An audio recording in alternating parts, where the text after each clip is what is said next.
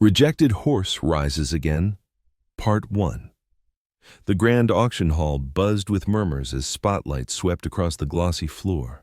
Crystal chandeliers cast a golden glow over the well-dressed crowd ranchers in pressed shirts, wealthy horse owners in tailored suits, and serious buyers clutching catalogs in manicured hands.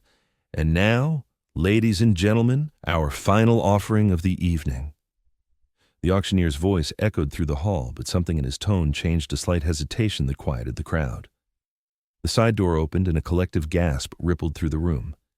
In the harsh spotlight stood a chestnut stallion, its coat dull and marred with scars.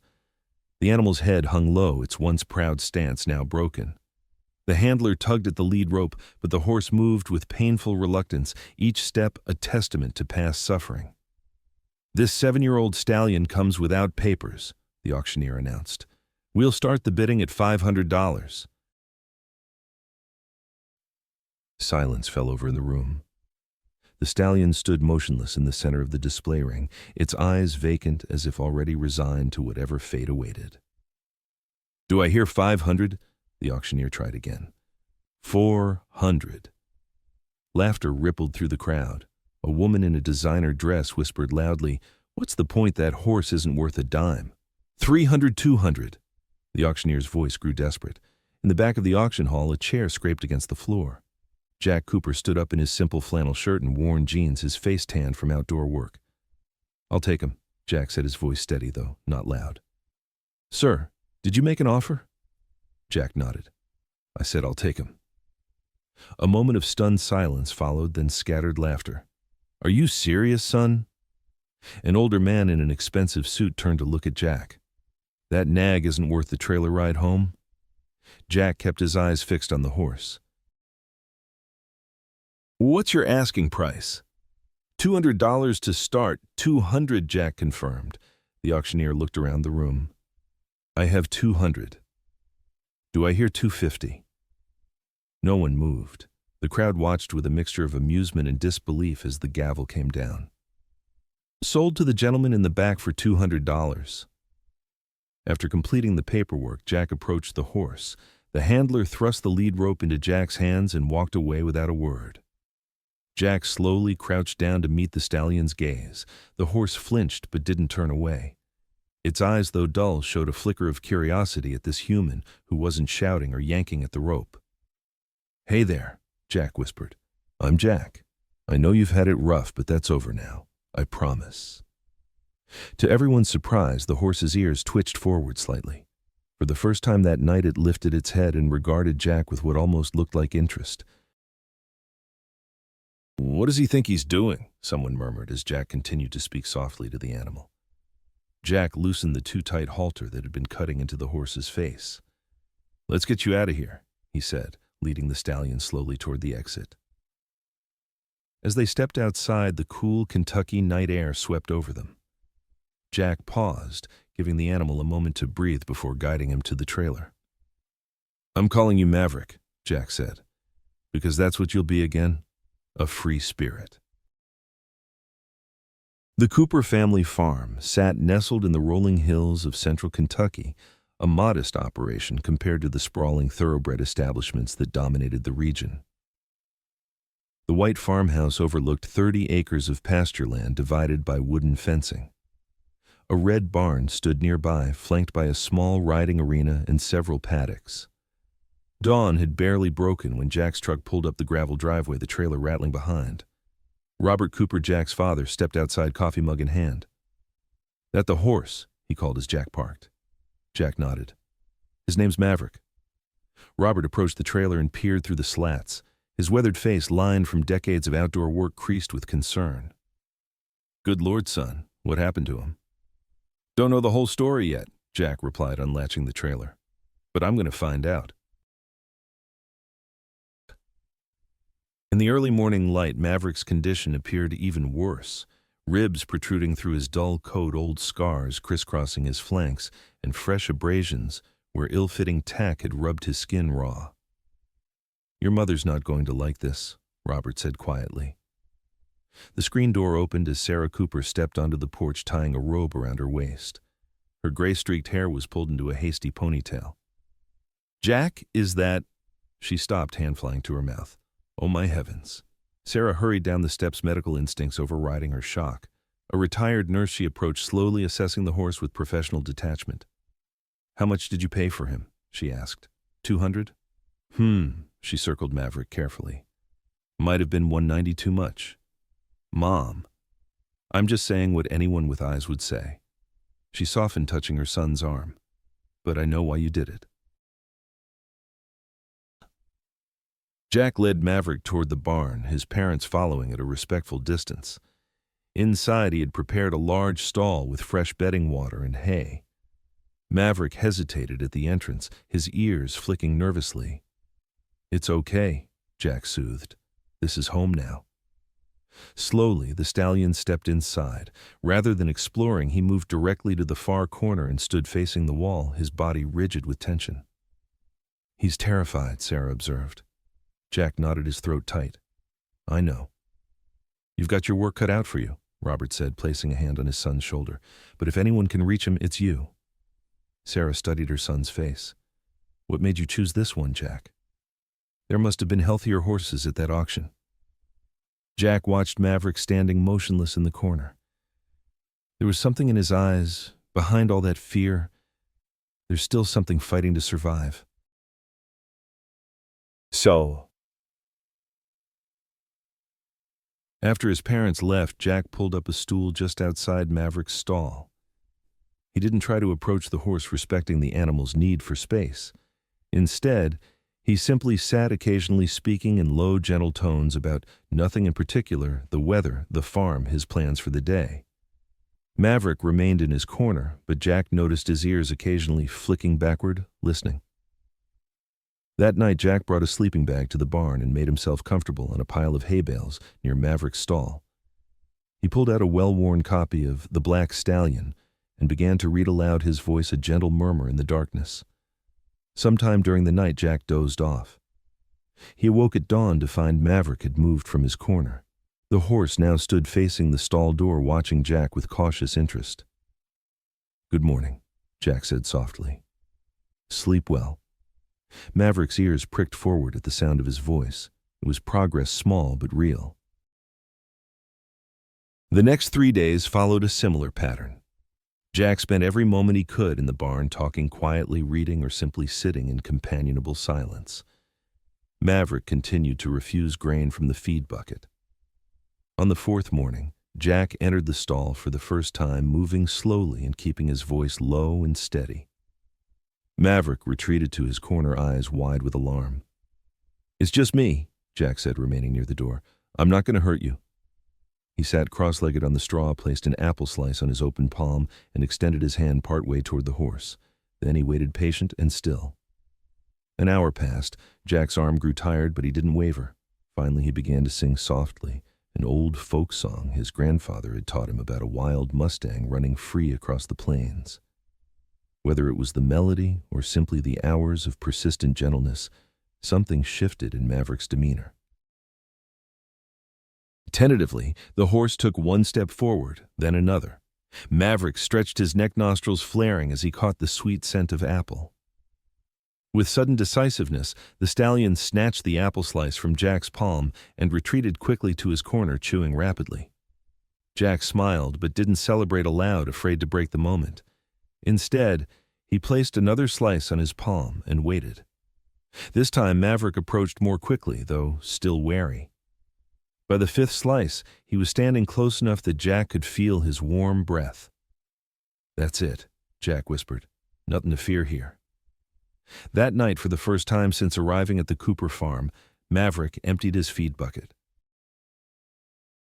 Jack sat at the kitchen table, surrounded by books and printouts, a half-empty coffee mug at his elbow. Outside, rain drummed against the windows. He'd been up for hours, researching everything he could find about horses with trauma rehabilitation techniques and psychological recovery in abused animals. Sarah placed a plate of eggs and toast beside him. You need to eat too, she said, glancing at his notes. Find anything useful? Jack rubbed his eyes. Some. There's a technique called pressure and release that might help Maverick understand that people can be predictable. Sarah sat across from him. Jack, honey, I know this means a lot to you, but I'm worried. About Maverick. About you. She reached across to close one of the books. I've seen you like this before, throwing yourself completely into something, not sleeping, barely eating. Jack looked up ready to defend himself, but the concern in his mother's eyes stopped him. I'm fine, Mom. It's different this time. Is it? She asked gently. After what happened with Gallant Spirit, you swore you'd never get involved with horses again. Now suddenly you're back in it, and with a horse in worse shape than... Maverick isn't Gallant Spirit, Jack interrupted, his voice sharper than he intended. He took a breath, moderating his tone. I'm not trying to train him for competition. I just want to give him a chance at a decent life. Sarah squeezed his hand. I know your heart's in the right place. Just don't lose yourself in this, okay? After breakfast, he drove into town to visit Hartman's Feed and Tack. The familiar sense of leather grain and sweet feed enveloped him. Jack Cooper, as I live and breathe, called Ed Hartman from behind the counter. Haven't seen you in here for ages. Hey, Ed, need to pick up a few things. Heard you got yourself a project horse, Ed said, leaning on the counter. Word travels fast. Jack smiled tightly. News to me that my business is so interesting. When the former rising star of Kentucky horse training suddenly buys the sorriest-looking nag at Westfield auction, people talk. Ed's eyes held a mixture of curiosity and concern. They're saying the horse is untrainable, that it's dangerous. They're wrong, Jack said simply. He's just been through hell. As Ed gathered the items, the door chimed. A tall, broad-shouldered man in a Stetson hat entered, followed by two younger men in similar Western attire. Jack recognized him immediately. Mike Dawson, one of the most successful trainers in the county. Cooper, Dawson acknowledged with a curt nod. Heard you were back in the game. Just helping out a horse in need, Mike. Nothing competitive. Dawson gave a skeptical chuckle. That's so. Because I saw that wreck of a horse you bought. Looks more like a glue factory candidate than a rescue project. The two younger men snickered. Jack felt heat rising in his face, but kept his voice level. Every horse deserves a chance. Noble sentiment, Dawson replied, his tone making it clear he thought it was anything but. But some horses are just born bad, or broken beyond repair. You used to know that. Jack gathered his purchases. Thanks, Ed. Put it on my account. Running away from good advice, Cooper, Dawson called. Just like you ran from Harlan's stable when things got tough. Jack paused, a rush of old memories threatening to surface. He took a deep breath, then pushed through the door without looking back. Dr. Sarah Wilson's truck was parked near the barn when Jack returned home. Inside, he found his father standing with the veterinarian beside Maverick's stall. Jack, his father called. I know you wanted to wait, but I was worried. He still hasn't touched his morning feed. He ate last night, Jack protested, then turned to Dr. Wilson. He took apple slices from my hand yesterday. Dr. Wilson offered a small smile. That's a good sign, but your father was right to call me. She gestured toward Maverick. I've just done a preliminary examination. He's severely malnourished and those wounds need treatment. Jack set down his purchases. How bad? I've seen worse, she admitted, but not often. He's about 200 pounds underweight. The scars on his flanks are old, but there are newer abrasions that are at risk of infection. His hooves show signs of neglect, and there may be some tendon damage in his left front leg. Can he recover? Jack asked, the question catching in his throat. Dr. Wilson's expression softened. Physically, with proper care and time, yes. But mentally, that's harder to predict. Horses don't forget trauma easily. Jack moved closer to the stall. Maverick's eyes followed him, alert but guarded. I need to come back tomorrow with my equipment to do a proper workup, Dr. Wilson continued. But for now, I've left some antibiotic ointment for those open wounds and a vitamin supplement to add to his feed if you can get him to eat it. He'll eat, Jack said with quiet confidence. We made progress yesterday. That evening, Jack sat in Maverick's stall, reading aloud from a dog-eared Western novel. The horse had eaten a small amount of grain mixed with the vitamin supplement, and now stood more relaxed than Jack had yet seen him, occasionally nickering softly at the sound of Jack's voice. "You know what I think?" Jack said, setting the book aside. "I think someone made you believe you were worthless, that you didn't deserve kindness."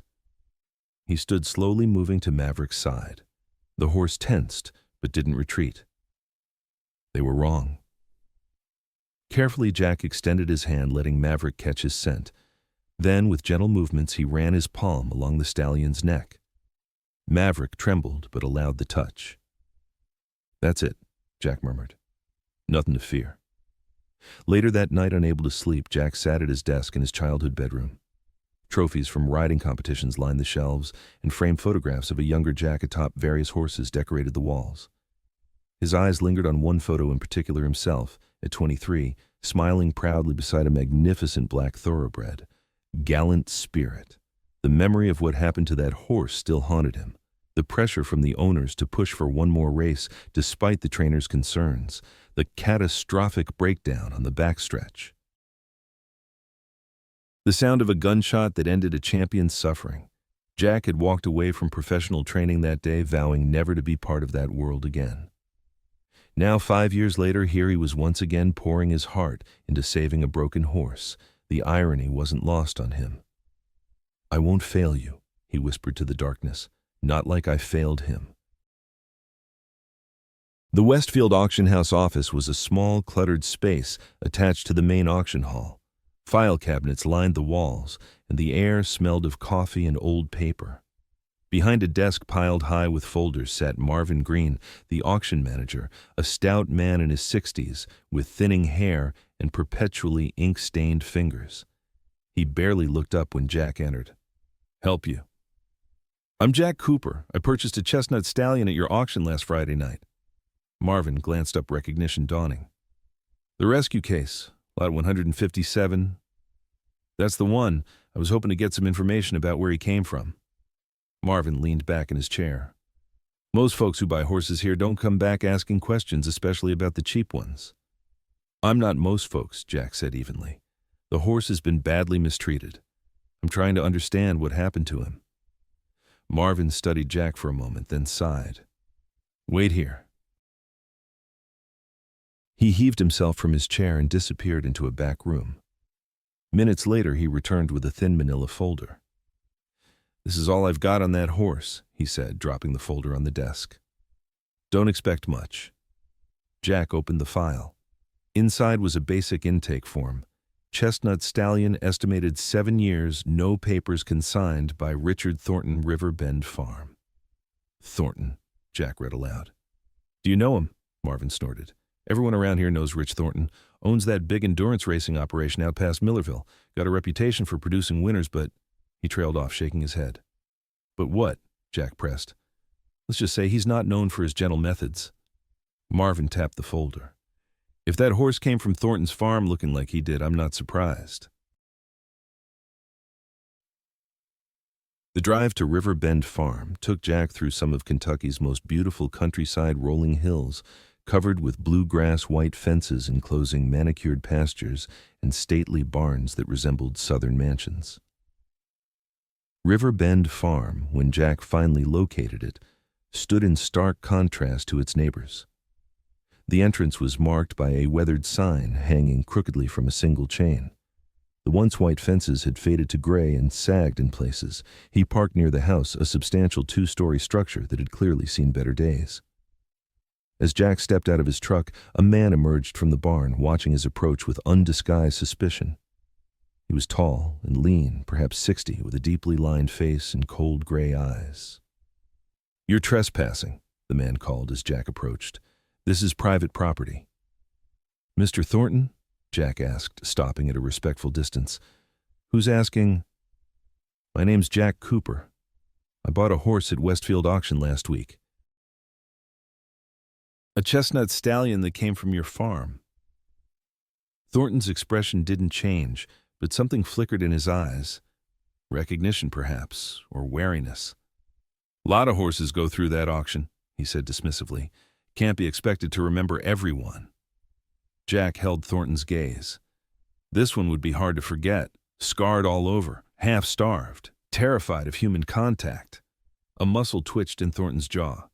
"If you came here to accuse me of something, you can turn right around and leave."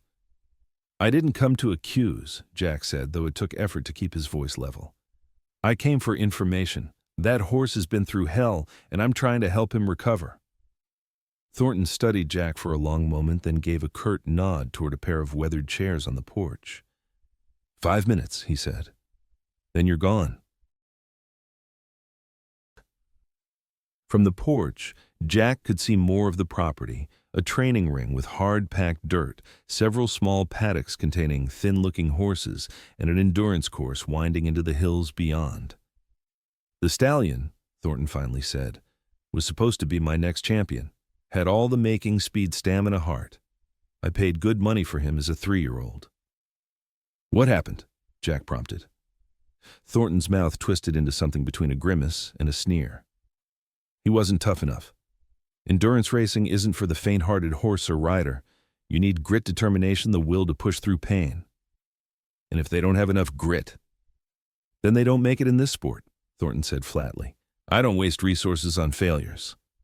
"What happened specifically? Was there an incident?" Thornton's weathered face hardened. "Last year's Blue Ridge 100. Toughest endurance race in 3 states, 100 miles of mountain terrain in less than 24 hours. He was leading at the 80-mile checkpoint. A hint of pride crept into his voice. But then he started favoring that left front leg. Nothing serious, just needed to push through it. "You continued the race with an injured horse," Jack said, the statement hanging between them like an accusation. Thornton's eyes flashed. "Champions don't quit when things get tough. I've finished races with worse injuries myself." But he didn't finish. "No," Thornton admitted. "Collapsed at mile 92. Pathetic display. Wouldn't get up no matter what we tried." He looked away. After that, he was useless. Wouldn't approach the trailer, spooked at the starting bell, trembled at the sight of a saddle. Jack could picture it all too clearly. Maverick pushed beyond endurance, then punished for his resulting fear. "Why didn't you put him down?" Jack asked. "If he was useless to you, why send him to auction in that state?" Thornton didn't answer immediately. When he finally spoke, his voice held a note Jack hadn't heard before, something almost like uncertainty. "Thought maybe someone would see something in him I didn't," he muttered. "Guess that someone was you." He stood abruptly. "Your 5 minutes are up." Jack remained seated. "One more question. Did he have a name before the auction?" Thornton hesitated. "Resilient Spirit," he said finally. "Ironic, isn't it?" As Jack drove away from Riverbend Farm, his knuckles white on the steering wheel, emotions warred within him, rage at Thornton's callousness, grief for what Maverick had endured, and a deepened resolve to help the stallion recover. It was nearly sunset when Jack returned to the Cooper farm. The golden light of early evening bathed the fields in a warm glow, so different from the stark, neglected atmosphere of River Bend. Jack headed straight for the barn, needing to see Maverick to reassure himself that the horse was safe now. He found Maverick standing quietly in his stall, looking more relaxed than Jack had yet seen him. The stallion nickered softly at Jack's approach, a sound of recognition that made Jack's heart swell. "Hey, buddy," Jack said, opening the stall door. "I learned a lot about you today." He entered slowly and stood beside Maverick, gently stroking his neck. "Your name was Resilient Spirit," he told the horse. "But I think Maverick suits you better. A maverick is someone who refuses to play by rules that hurt him. That's what you did, wasn't it? You refused to break yourself for him." Maverick leaned slightly into Jack's touch, his breath warm and soft. "I promise you," Jack whispered, "you'll never have to run until you break again. Not ever." As if understanding, Maverick turned his head and gently nudged Jack's shoulder the first time he'd initiated contact.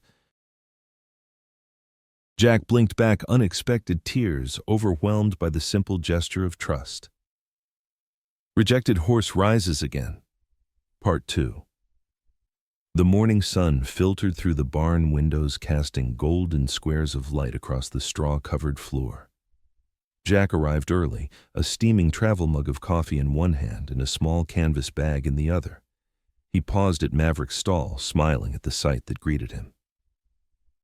The chestnut stallion stood at the front of his stall, ears pricked forward in greeting. In just 2 weeks, the difference in the horse was remarkable. Though still underweight, Maverick's coat had begun to regain its natural shine, and the wounds on his flanks were healing cleanly.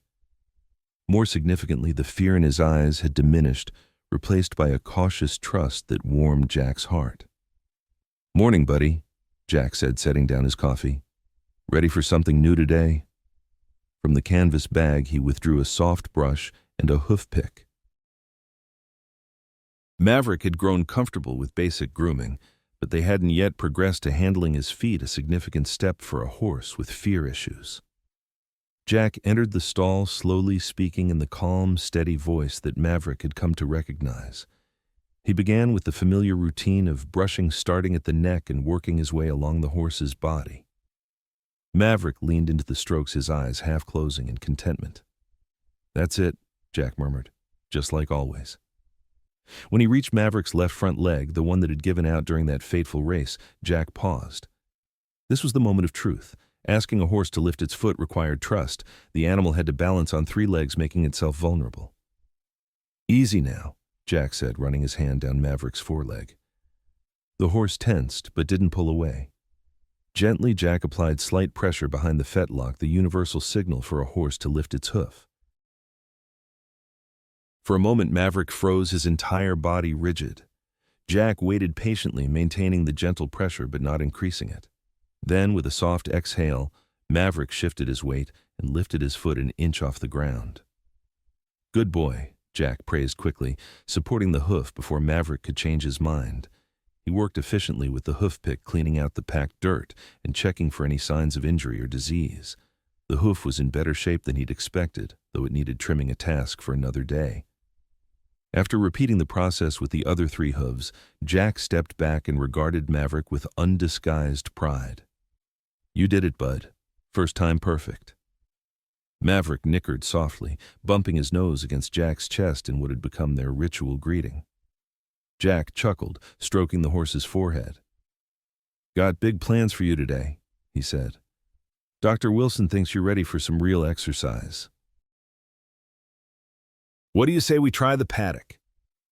At the sound of the barn door opening, both Jack and Maverick turned. Frank Reynolds stood in the doorway, his weathered frame silhouetted against the morning light. He wore faded jeans and a worn plaid shirt, a battered cowboy hat pulled low over his eyes. "Morning," Frank called, his voice gravelly but friendly. "Hope I'm not interrupting?" Jack had called Frank the previous evening after much deliberation. His instincts told him the older trainer genuinely wanted to help, and Jack couldn't deny that Frank's knowledge of Maverick's history could prove invaluable. "Right on time," Jack replied, stepping out of the stall. "We were just finishing up." Frank approached slowly, his experienced eye taking in Maverick's improved condition. "He looks better," he said, genuine approval in his tone. "You've done good work with him." Maverick watched Frank warily, ears flicking back and forth, but he didn't retreat to his corner, another sign of progress. "He remembers me," Frank observed. "But he's not panicking. That's promising." Jack nodded. "I was thinking of taking him to the paddock today. Let him stretch his legs a bit." Frank considered this. "Good idea, but let's keep it simple. Just lead him around at first. Let him get comfortable with the space. No pressure, no expectations." Together, they attached a lead rope to Maverick's halter. Jack led while Frank followed at a respectful distance. As they stepped out of the barn into the sunlit yard, Maverick hesitated, blinking in the brightness. His nostrils flared, drinking in the scents of grass hay and open air. "Give him a moment," Frank advised, when Jack made to encourage Maverick forward. "Let him take it in on his terms." Jack nodded, relaxing the tension on the lead rope. After a few seconds, Maverick stepped forward, willingly following Jack across the yard to the small paddock adjacent to the barn. Once inside the enclosure, Jack unclipped the lead rope, allowing Maverick freedom within the fenced area. The stallion stood motionless for a long moment, as if unsure what was expected of him. "He's forgotten what it's like to just be a horse," Frank said quietly. At Thornton's place, every minute outside a stall meant work, usually painful work. Jack's jaw tightened at the thought, but he kept his voice calm for Maverick's sake. Not anymore. This is just for him. Gradually, Maverick began to explore the paddock, moving in an ever-widening circle. His steps were tentative at first, then more confident. When he reached a patch of lush grass, he lowered his head and began to graze, an ordinary action for a horse, but one that brought a smile to both men's faces. "Look at that," Jack said softly. "A normal horse doing normal horse things." Frank nodded, leaning against the fence. "It's the small victories that matter most in rehabilitation. Every natural behavior he reclaims is a step away from his trauma." As Maverick continued to graze, occasionally lifting his head to survey his surroundings, Jack turned to Frank. "Tell me about him," he said. "About who he was before." Frank's weathered face softened with memory. "He came to River Bend as a 3-year-old with the best natural endurance aptitude I'd seen in 20 years. Not the fastest horse on the short track, but he had this efficiency of movement, like he could go all day without tiring." "How did Thornton get him?" "Bought him from a breeder in Montana who specializes in distance horses. Paid $30,000 for him, which was a bargain even then." Frank shook his head. "First year was good. We trained him right, gradual conditioning, proper nutrition, plenty of rest between workouts. He took to the training like he was born for it." "What changed?" Jack asked, though he suspected he knew the answer. Frank's expression darkened. "Thornton got greedy. Started entering him in bigger races before he was ready. When he placed second in the Tennessee Ridge Classic, Thornton took it as a personal insult. That's when the pushing started." He paused, his gaze fixed on Maverick. "I should have quit then. Knew what was coming. But I told myself I could protect him, moderate Thornton's demands." A bitter smile crossed his face. "Fooled myself." Jack recognized the self-recrimination in Frank's voice. He'd carried a similar burden since Gallant Spirit's breakdown. "You can't blame yourself for Thornton's actions." "Can I?" Frank countered. "I was the head trainer. I knew what was happening was wrong, but I kept quiet, kept cashing those paychecks." He straightened his shoulders with visible effort. "But that's why I'm here. Can't change the past, but maybe I can help give him a future." Their conversation was interrupted by the sound of hoofbeats. Both men turned to see Maverick breaking into a cautious trot along the fence line. His movement was stiff, lacking the fluid grace of a healthy horse, but the joy in the simple act of running was unmistakable. "Would you look at that?" Frank said, a genuine smile breaking across his face. "There's still some spirit left in him after all." "There's more than some," Jack replied confidently. "It's just been buried under pain and fear." They watched in companionable silence as Maverick completed a circuit of the paddock, then gradually slowed to a walk, sides heaving slightly from the unaccustomed exercise. "He'll need careful conditioning to rebuild his strength," Frank noted. "Those muscles have atrophied and that left foreleg needs special attention." Jack nodded in agreement. "Dr. Wilson said the same thing. She's coming by tomorrow to do another checkup and help us develop a rehabilitation plan."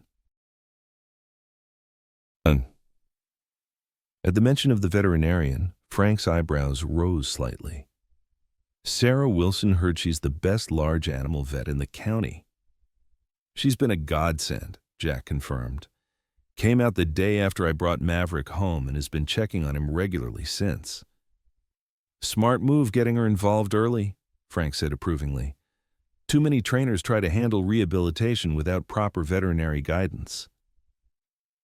As they continued their discussion of Maverick's physical needs, the barn door opened and Sarah Cooper emerged with a tray holding a pitcher of iced tea and 3 glasses.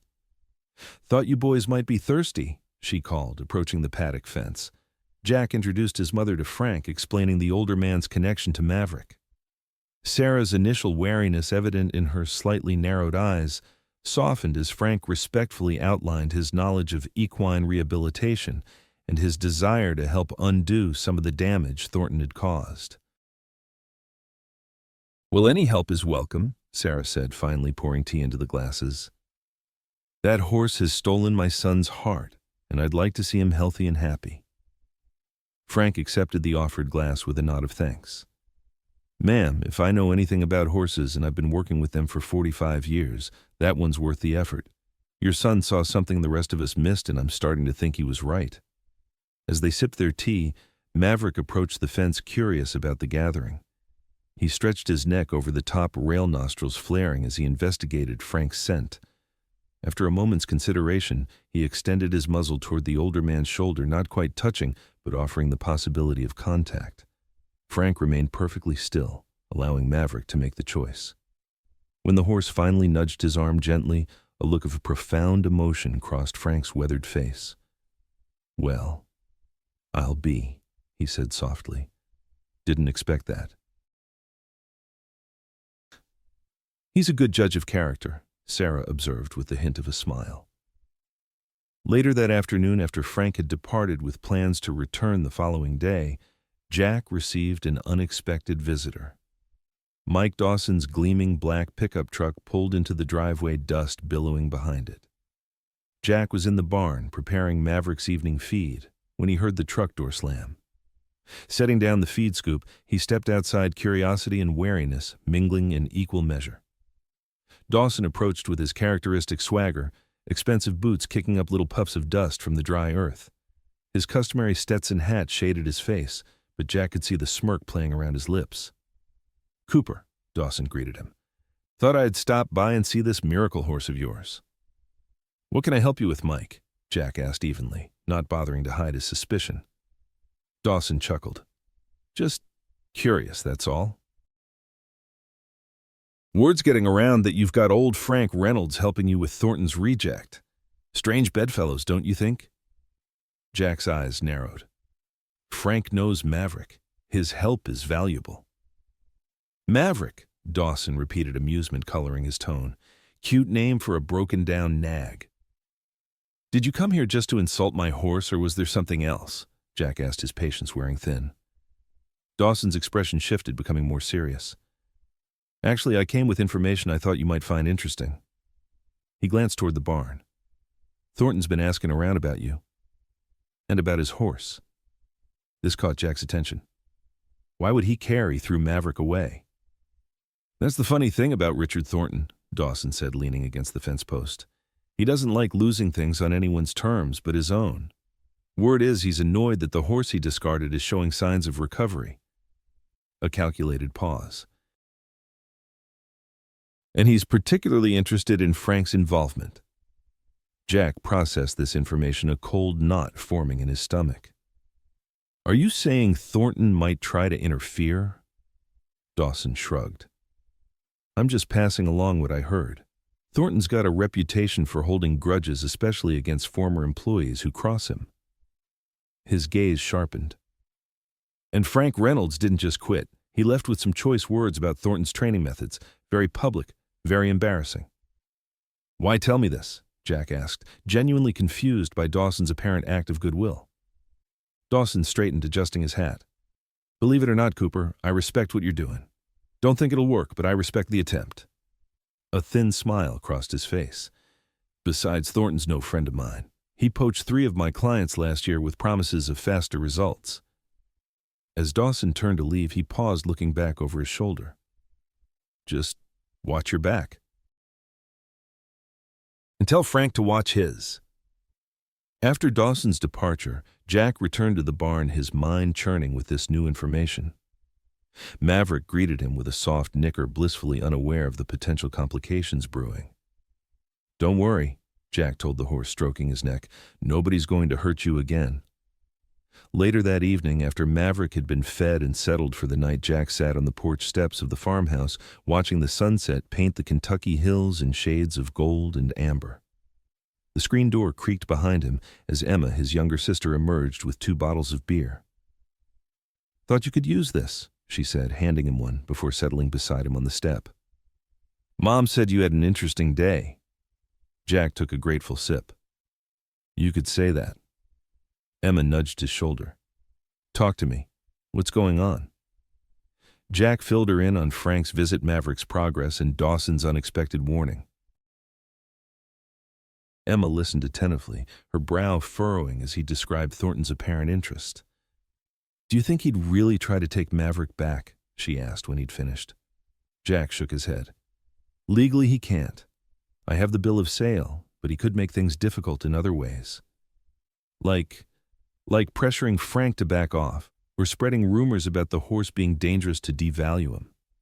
Jack sighed, running a hand through his hair. Not that I'm planning to sell Maverick, but Thornton has connections in the horse world that could impact his future. Emma was silent for a moment, contemplating the purpling twilight sky. You know, she said finally, in all the time since Gallant Spirit, I've never seen you like this. Like what? Jack asked. Passionate, engaged, like you found your purpose again? She turned to look at him directly. It's good to see even with the complications. Jack hadn't thought of it that way. The past weeks had been so focused on Maverick's needs that he'd barely considered how the experience was affecting him. But Emma was right. For the first time in 5 years, the hollow feeling in his chest had begun to fill with something that felt remarkably like hope. It's different this time, he said slowly. With Gallant Spirit, everything was about performance, about winning. With Maverick, he searched for the words, it's about healing, both of us, I think. Emma smiled, clinking her bottle against his. To second chances, then. To second chances, Jack echoed the simple toast, carrying more weight than either of them acknowledged. The following morning dawned clear and cool, a perfect Kentucky spring day. Dr. Sarah Wilson arrived early, her truck loaded with equipment for Maverick's comprehensive examination. Jack and Frank were waiting for her in the paddock where Maverick had spent the night at Frank's suggestion. Horses are herd animals, Frank had explained.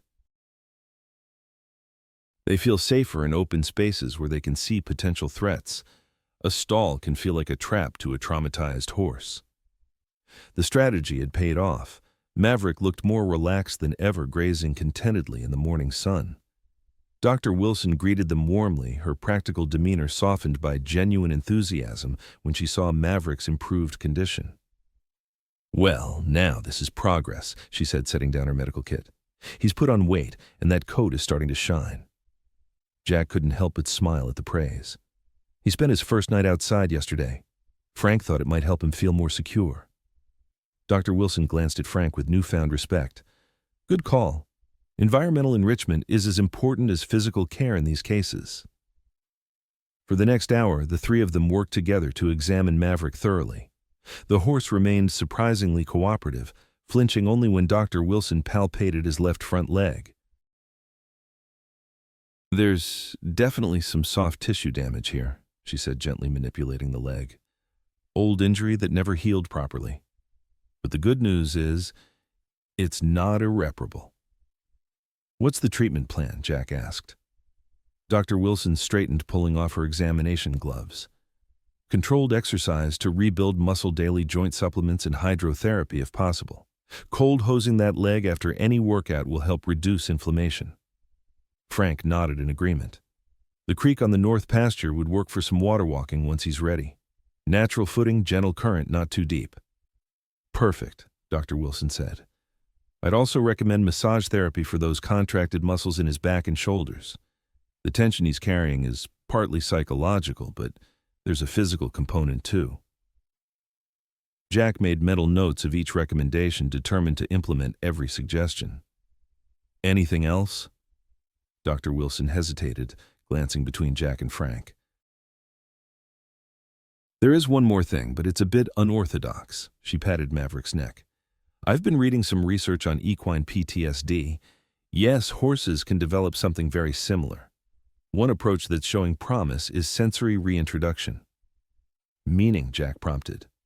Meaning carefully reintroducing the stimuli that trigger fear responses, but in a safe, controlled environment. She looked to Frank. You mentioned he panics at the sound of starting bells, the feel of certain tack. Frank nodded grimly. Among other things. Instead of avoiding those triggers forever, we gradually desensitize him to them. It's similar to exposure therapy in humans with anxiety disorders. Jack considered this. Sounds risky. It is, Dr. Wilson acknowledged. But without addressing those specific fears, he'll never fully recover. He'll just learn to function around them.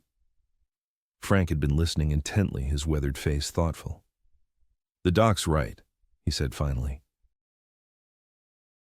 I've seen this approach work with other horses. It's slow, requires infinite patience, but when it works, he smiled slightly. It's like watching a prisoner walk free. The imagery resonated with Jack. That was exactly what Maverick was, a prisoner of his past trauma, confined by fear even when physical barriers were removed. Okay, Jack decided. Let's do it. Where do we start? The three of them formulated a comprehensive rehabilitation plan that combined physical therapy with gradual sensory reintroduction. They would begin with the least threatening stimuli, the soft jingling of bits and buckles, the weight of a light blanket on Maverick's back, and progress only as the horse showed readiness. After Dr. Wilson departed with promises to return the following week, Jack and Frank set to work implementing the first phase of the plan. Frank had brought along a soft leather halter, similar in style, but gentler than the racing tack Thornton had used. "We'll start with the basics," Frank explained, holding the halter where Maverick could see and smell it. "Everything associated with his training at River Bend needs to be reconditioned with positive experiences." Jack watched as Frank patiently introduced the halter, allowing Maverick to investigate it thoroughly before making any attempt to put it on him. When the horse finally accepted the halter without tension, both men exchanged satisfied smiles. "Small steps," Frank said, "but meaningful ones." As the day progressed, they worked through several more gentle exercises, each designed to build Maverick's confidence and trust.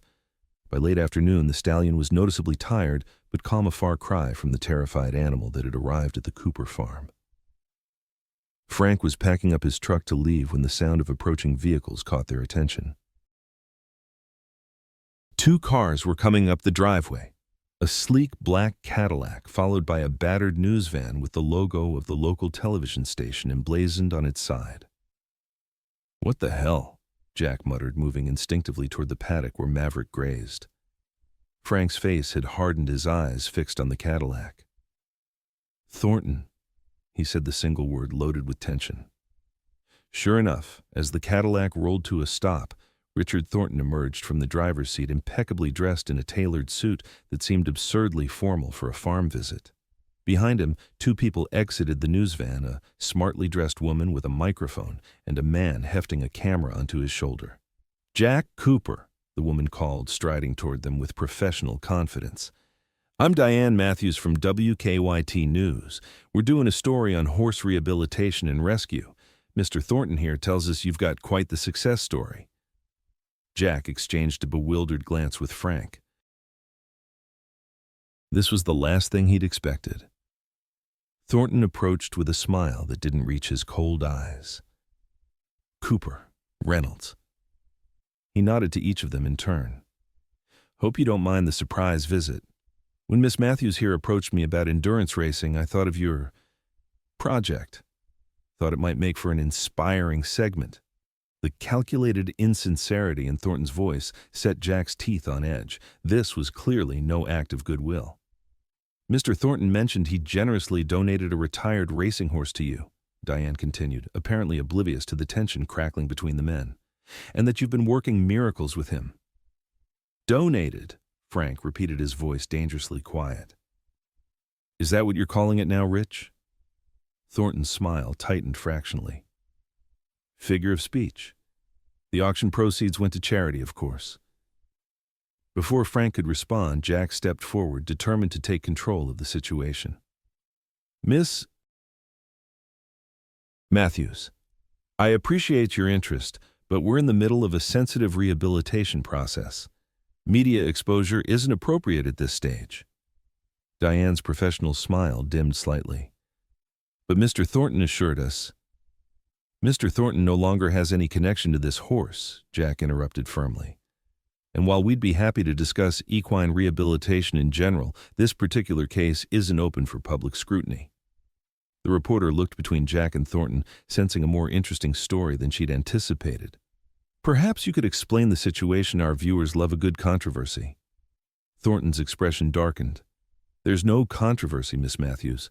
I simply thought—" "What you thought," Frank cut in, "was that you could disrupt this horse's recovery for your own purposes. Whatever game you're playing, Rich, it stops now." The camera operator had begun filming, capturing the escalating tension. Diane Matthews looked positively delighted by this unexpected turn of events. "Mr. Reynolds, isn't it?" she asked, turning toward Frank. "I understand you used to work for Thornton Endurance Racing." Care to comment on your departure from the organization? Frank's jaw clenched, but before he could respond, a soft, nickering sound drew everyone's attention. Maverick had approached the fence, his curiosity apparently overcoming his caution. When he caught sight of Thornton, however, his entire demeanor changed. His ears pinned back against his head, his eyes widened in unmistakable fear, and he backed away rapidly, nearly stumbling in his haste to retreat. The camera captured it. All the horse's recognition, his terror, his desperate flight to the far corner of the paddock where he stood trembling. A heavy silence fell over the group. Diane Matthews glanced from the frightened horse to Thornton, her reporter's instincts clearly sensing a much different story than the one she'd been pitched. "Your donated horse seems to have quite a strong reaction to seeing you, Mr. Thornton." She observed, her tone suddenly more investigative than friendly. Thornton's face had reddened either from embarrassment or anger. "That proves nothing. The animal was always high-strung." "High-strung," Frank repeated incredulously.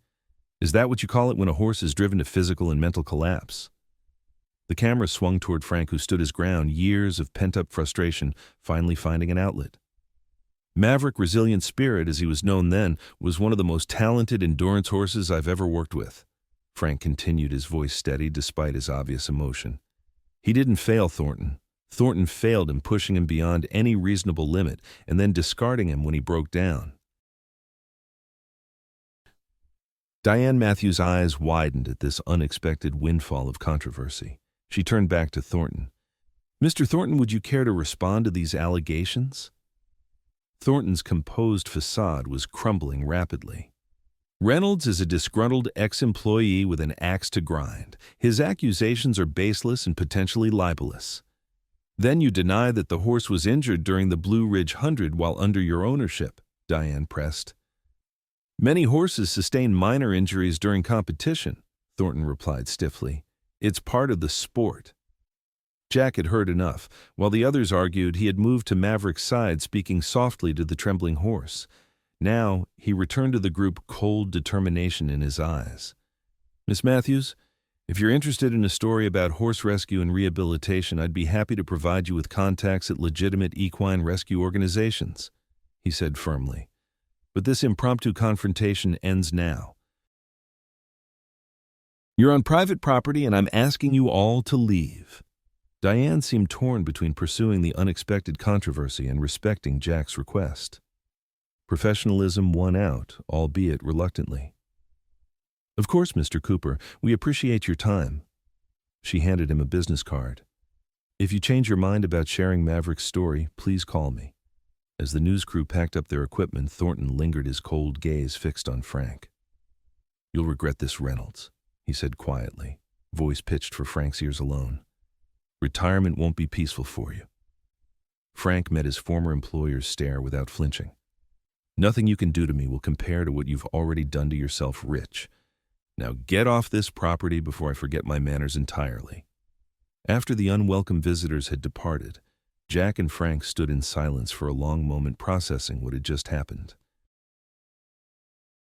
"Well," Jack said finally, "I guess we know why Dawson said Thornton was asking questions." Frank nodded grimly.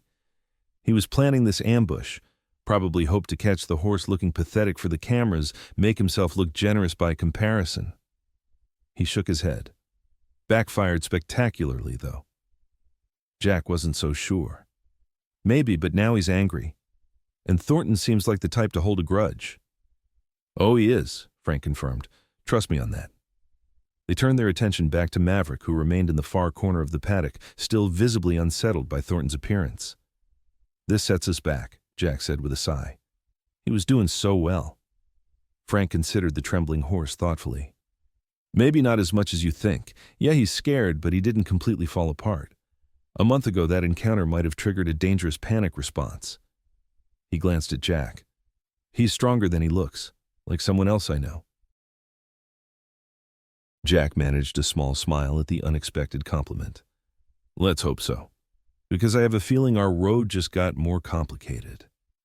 As the sun began to set, casting long shadows across the paddock, Jack and Frank worked together to calm Maverick. They moved slowly around him, not approaching directly but creating a peaceful presence that gradually soothed his agitation. "Good boy," Jack murmured as Maverick finally lowered his head and blew out a long breath, a sign of relaxation in horses. "That's it." Frank watched the interaction with quiet approval. "You've got away with him," he observed. "A natural connection." Jack shrugged, uncomfortable with the praise. "Just patience, that's all." "No," Frank said, shaking his head. "It's more than that. Patience can be learned, but what you've got, that intuition, that understanding that's inborn." A wistful expression crossed his weathered face. "I've worked with horses for over 40 years, and I still can't do what you do naturally." Before Jack could formulate a response, the sound of a truck engine caught their attention. Dr. Wilson's white pickup was returning, moving quickly up the driveway. "Wasn't expecting her back today," Jack said, puzzled. Dr. Wilson parked hastily and hurried toward them, concern evident in her brisk stride. "I passed a news van on the road," she said without preamble. "What happened?" Jack gave her a condensed version of Thornton's unwelcome visit, while Frank continued to monitor Maverick. Dr. Wilson's expression darkened as she listened. "That man," she said when Jack had finished. "I've treated too many horses that came from his program. Always the same pattern of injuries, excessive strain, inadequate recovery time." "You never reported him?" Jack asked. She sighed. "Tried once early in my practice. But without concrete evidence of willful abuse, there wasn't much the authorities could do.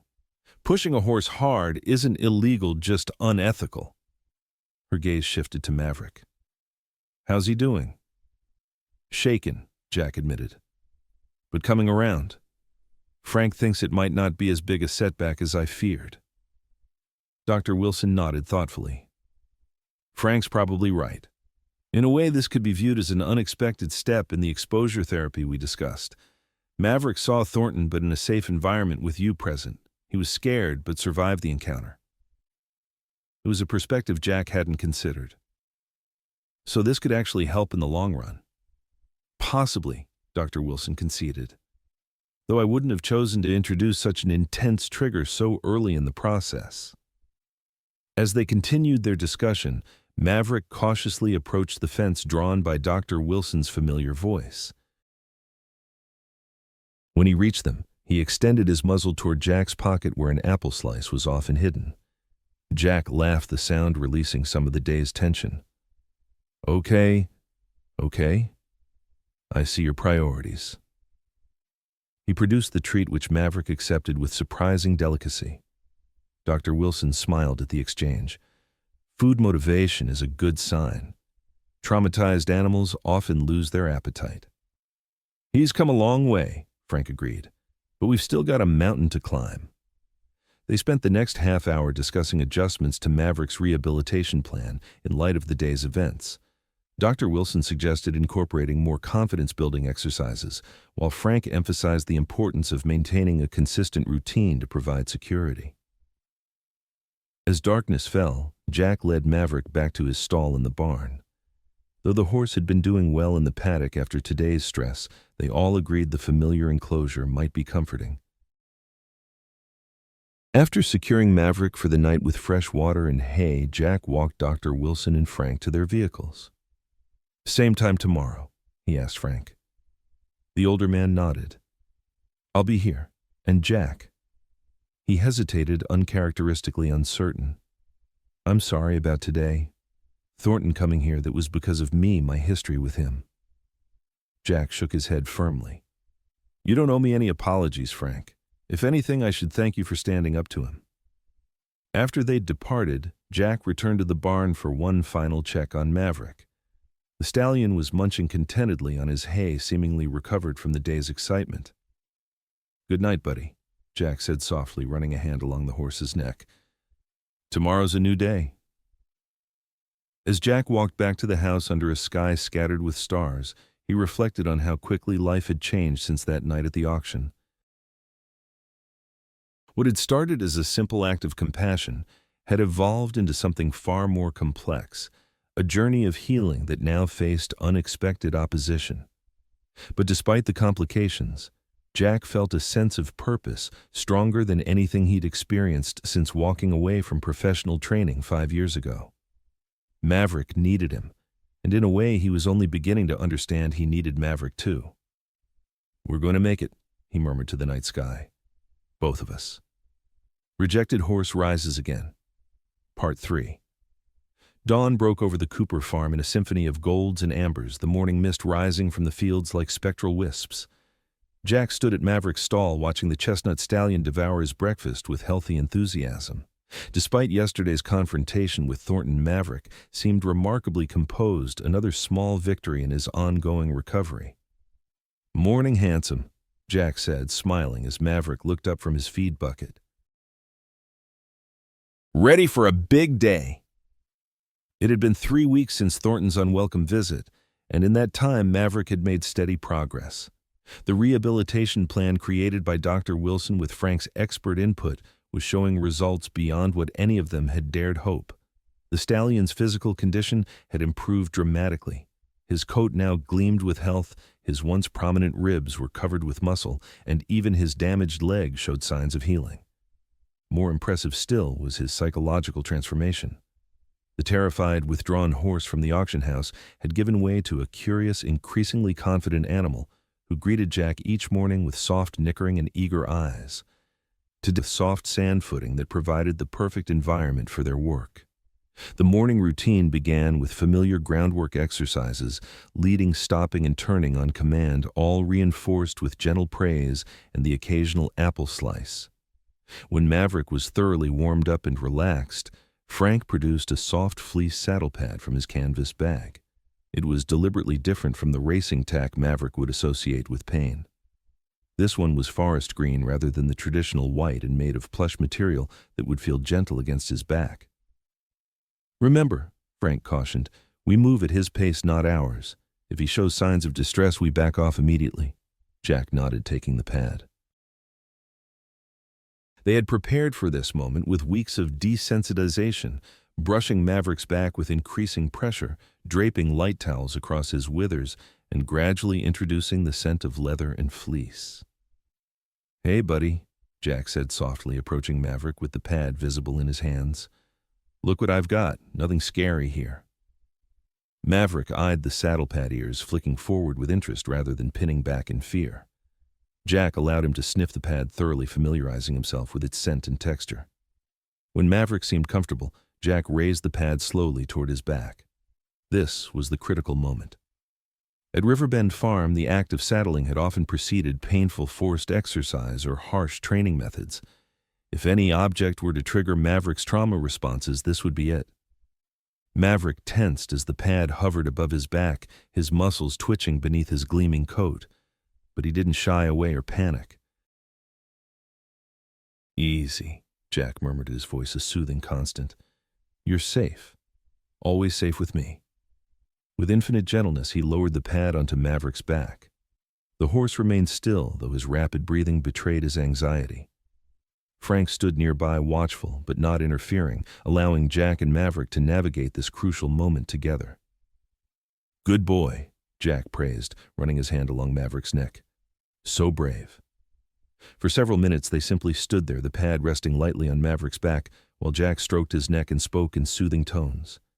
Gradually, Maverick's breathing slowed, his posture relaxed, and he released a deep, shuddering breath that horsemen recognized as a sign of acceptance.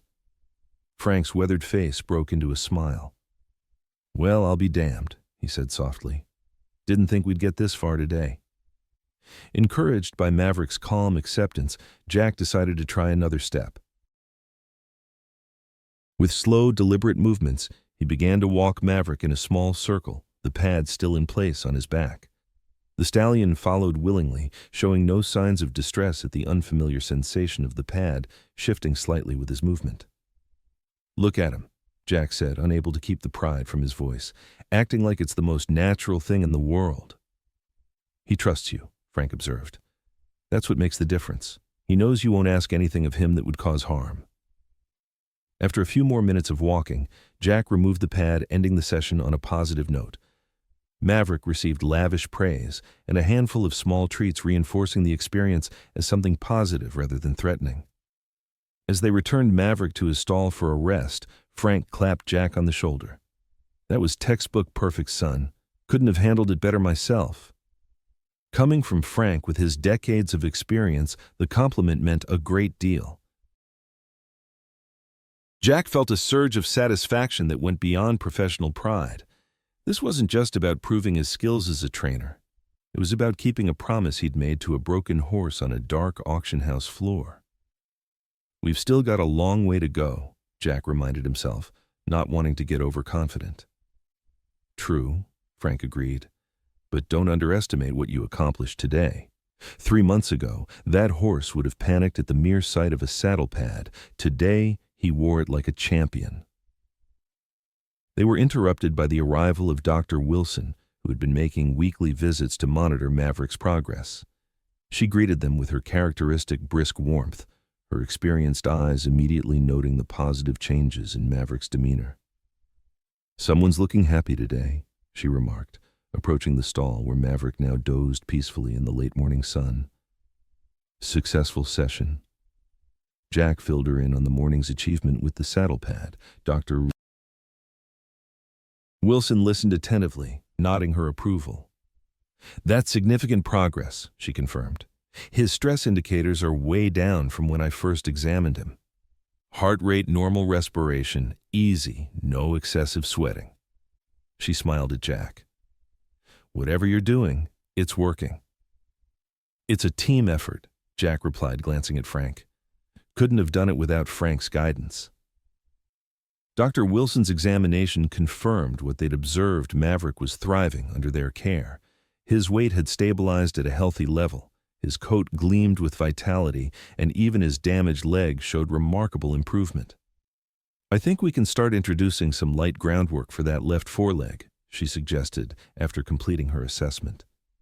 "Nothing strenuous, but some targeted exercises to strengthen the supporting muscles." Frank nodded thoughtfully. "The creek work we discussed might be good for that. Water provides resistance without impact." "Exactly what I was thinking, Doctor." Wilson agreed. "Start with just 5 minutes and gradually increase as he builds strength." As they continued discussing Maverick's physical rehabilitation, Emma appeared at the barn entrance waving a newspaper. Her expression was troubled, immediately putting Jack on alert. "Have you seen this?" she asked, handing him the local paper, the Millerville Chronicle. Jack unfolded the paper, Frank and Dr. Wilson moving to read over his shoulder. The headline on page 3 made his stomach clench. "Controversial horse trainer alleges animal theft and mistreatment." Beneath the headline was a photograph of Richard Thornton standing beside a gleaming trophy, looking every inch the successful horseman.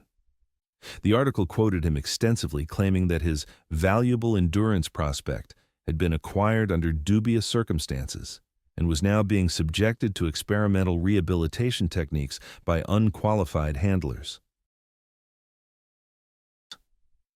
Though the article didn't name Jack or Maverick directly, likely due to legal caution, the implications were clear to anyone familiar with the situation. That lying son of a Frank began, his face flushing with anger.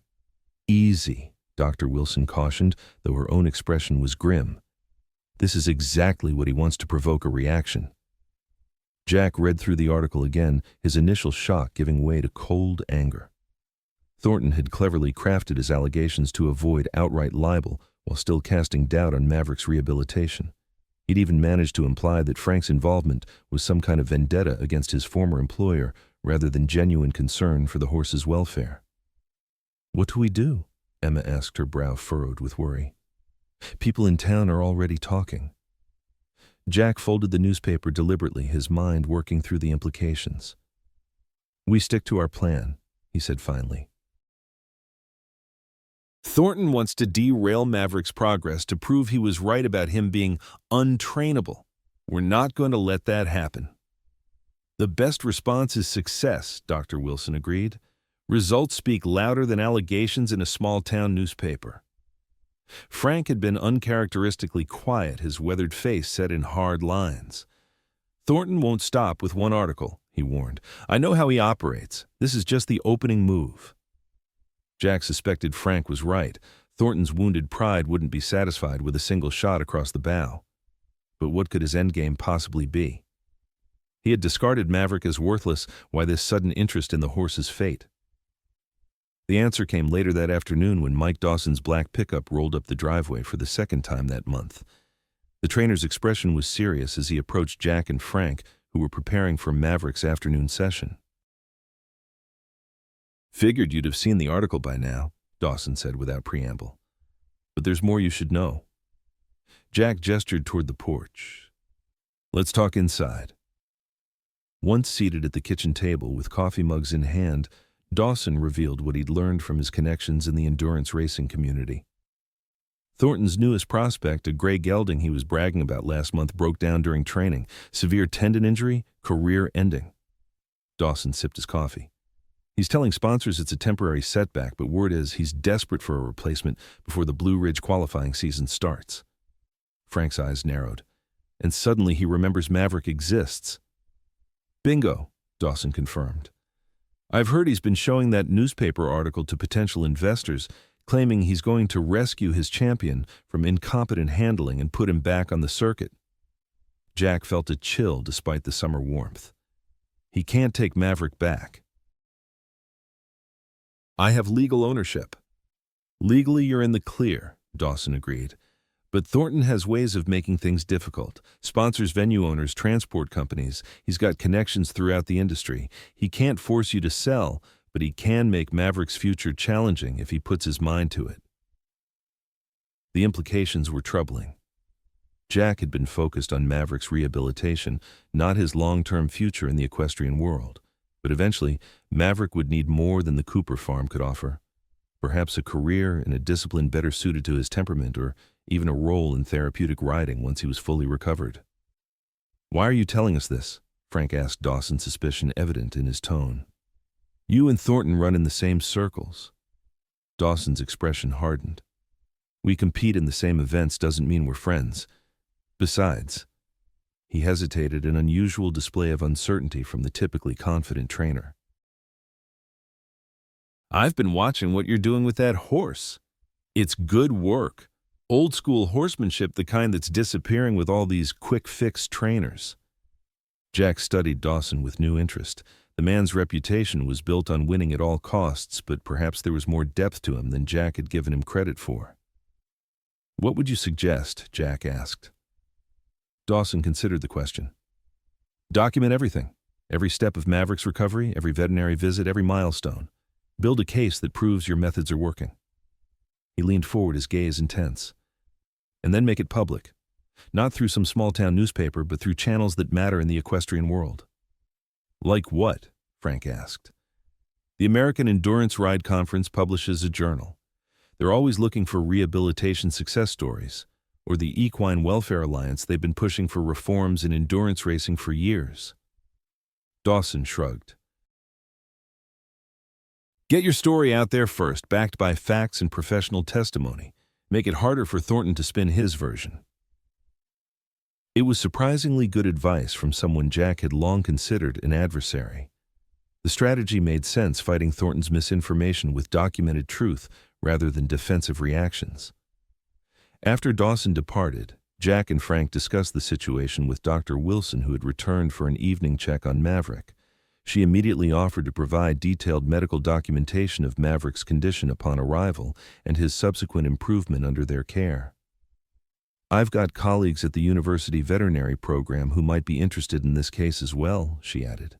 "Equine PTSD is an emerging field of study. Maverick could contribute valuable data to the research." Their impromptu strategy session was interrupted by Robert Cooper, who entered the kitchen with an expression that mixed concern and amusement. "You all might want to see this," he said, handing Jack his tablet. On the screen was a social media post that had already accumulated hundreds of comments and shares. Someone had uploaded a video clip from the day Thornton had arrived with the news crew, specifically the moment when Maverick had recognized his former owner and reacted with obvious terror. The caption read, "Horse's reaction to former owner speaks volumes. This is resilient spirit." Allegedly mistreated by prominent trainer Richard Thornton, Now being rehabilitated by Jack Cooper in Millerville. Jack scrolled through the comments, a mixture of outrage at Thornton's treatment of Maverick and support for the rehabilitation effort. The post had been shared by several equine welfare groups and was gaining traction rapidly. "Who posted this?" Jack asked, bewildered. The video had been taken by the news crew, but they had never aired the footage as far as he knew. "Check the username," Emma suggested, looking over his shoulder. The account was named truth_and_training. With no identifying information, it could be anyone who had access to the raw footage, someone at the news station perhaps, or even one of the crew members who disagreed with how their segment was being directed. "Well," Frank said with a grim smile, "looks like someone beat us to the punch on going public." "This changes things," Dr. Wilson observed. "Thornton can't simply spin his narrative now. There's visual evidence contradicting his claims." Jack wasn't entirely comfortable with this unexpected publicity. He had wanted to focus on Maverick's rehabilitation without distractions, but he couldn't deny the potential benefit of having public opinion on their side if Thornton decided to escalate his campaign against them. As evening descended over the farm, Jack returned to the barn for a final check on Maverick. The stallion greeted him with a soft nicker seemingly untouched by the human complications swirling around him. "Don't worry, boy," Jack murmured, stroking Maverick's neck. "Nobody's taking you anywhere." The following morning brought unexpected visitors to the Cooper farm. Jack was working with Maverick in the round pen, practicing the gentle desensitization exercises that had become their daily routine when a sleek silver SUV pulled into the driveway. Two women emerged, one in her 60s, elegantly dressed despite the rural setting, the other younger, perhaps in her 30s, carrying a professional camera. They approached the fence, watching Jack and Maverick with evident interest. Jack completed the exercise before acknowledging them, unwilling to interrupt Maverick's session for unexpected guests. When he finally turned toward them, the older woman smiled warmly. "Mr. Cooper, I'm Eleanor Whitfield, chairperson of the Equine Welfare Alliance. This is my colleague Jessica Chen, our media coordinator." She gestured toward Maverick, who was calmly accepting a treat from Jack's palm. "And I presume this is the famous resilient spirit, or Maverick, as I understand you've renamed him?" Jack was momentarily speechless. The Equine Welfare Alliance was one of the most respected advocacy organizations in the country, with significant influence in racing and competition circles. "Yes, ma'am," he finally managed. "What can I do for you?" Eleanor's smile widened. "Actually, it's what we might be able to do for each other, Mr. Cooper. That video of Maverick's reaction to Mr. Thornton has created quite a stir in the equestrian community. Our organization has been monitoring Richard Thornton's operation for some time, but we've never had compelling evidence to support intervention." She nodded toward Maverick. "Your work with this horse could change that." Jack led Maverick back to his stall, then joined the women on the porch where Sarah Cooper had set out iced tea and cookies. As they settled into rocking chairs, Eleanor explained their interest in more detail. "The Equine Welfare Alliance has been pushing for stricter regulations in endurance racing for years," she said, accepting a glass of tea from Sarah with a grateful nod. "The sport has grown too focused on speed and competition at the expense of horse welfare. Cases like Maverick's are unfortunately common, but rarely documented as thoroughly as yours appears to be. We're preparing a presentation for the American Endurance Ride Conference's annual meeting," Jessica added. "A case study of rehabilitation following documented abuse could be extremely powerful in arguing for rule changes." Jack considered their proposal carefully. On one hand, he had no desire to thrust Maverick into the spotlight or to become the public face of a reform movement. On the other hand, the Alliance's support could provide protection against Thornton's machinations and potentially help other horses in similar situations. "What exactly would this involve?" he asked.